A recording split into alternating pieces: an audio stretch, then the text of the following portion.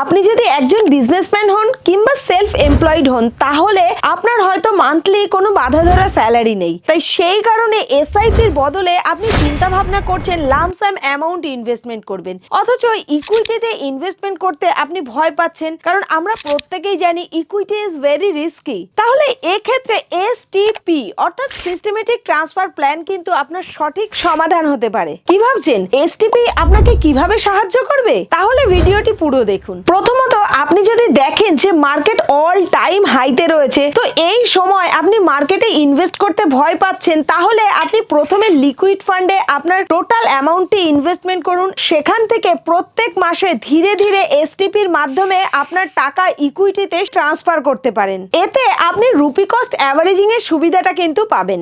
দ্বিতীয়ত আপনি যদি মনে করেন যে আগামী 6 মাস বা 8 মাস বাদে আপনি আপনার ড্রিম কার কিনবেন, তাহলে এককালীন আপনার প্রচুর অর্থের প্রয়োজন, অথচ মার্কেট এখন এত ভালো পারফর্ম করছে যে আপনি যদি এখন টাকাটা তুলে নেন তাহলে আপনি এই মার্কেটের র্যালিটা এনজয় করতে পারবেন না। ঠিক এইরকম সিচুয়েশনে কিন্তু আপনি চাইলে আপনার ইকুইটি থেকে এসটিপির মাধ্যমে কোনো লিকুইড ফান্ডে কিন্তু ধীরে ধীরে প্রত্যেক মাসে কিছু কিছু অ্যামাউন্ট করে আপনার টাকাটা ট্রান্সফার করতে পারেন। এতে আপনি মার্কেটের যে র্যালিটা রয়েছে সেটাও এনজয় করতে পারবেন, আবার অন্যদিকে আপনার যে গোল টাকাটা উইথড্র করা সেটাও কিন্তু করতে পারবেন। তবে এই এসটিপির কিন্তু কিছু সুবিধা রয়েছে, যেমন সিস্টেমেটিক্যালি আপনি চাইলে টাকা ইনভেস্টমেন্টও করতে পারেন, আবার সিস্টেমেটিক্যালি আপনি চাইলে টাকা উইথড্রও করতে পারেন। এক্ষেত্রে কিন্তু আপনি রুপি কস্ট অ্যাভারেজিং এর সুবিধাটাও পেয়ে যাচ্ছেন।